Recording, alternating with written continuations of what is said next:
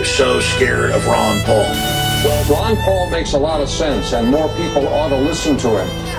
It's time we quit this. It's time. It's trillions of dollars we're spending on these wars. You've heard the war propaganda that is liable to lead us into the sixth war, and I worry about that position. Iran does not have an air force that can come here.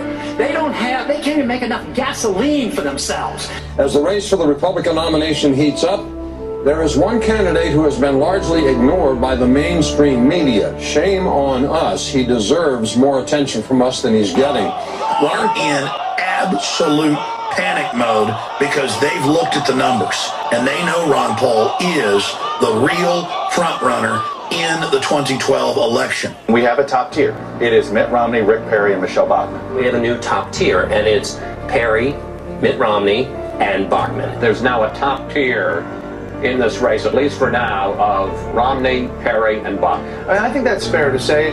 Really fair to say? You're not forgetting, I don't know, anyone, say an ideologically consistent 12-term congressman who came within less than 200 votes of winning a straw poll?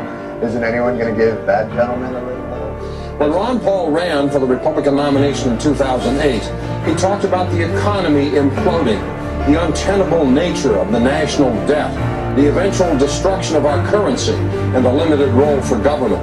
In the 4 years since then, a lot of the things Ron Paul warned us about have happened. We're deeper in debt, a lot deeper. The dollar is worth quite a bit less, and the country is more divided maybe than at any time since the Civil War. Pretending Ron Paul doesn't exist for some reason has been going on for weeks. A new Gallup survey showing Rick Perry running second to Mitt Romney, knocking down Iowa favorite Michelle Bachmann to fourth. Behind who?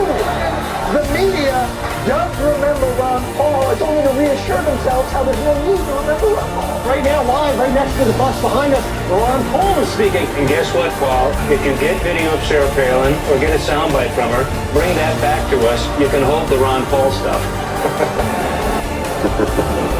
If ever a presidential hopeful embodies the notion of personal freedom and fidelity to the Constitution, it would be Texas Republican Congressman Ron Paul.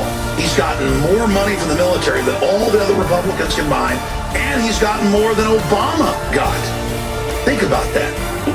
You set the record. In the history of American politics, nobody has ever raised more money on a single day than you. Gosh.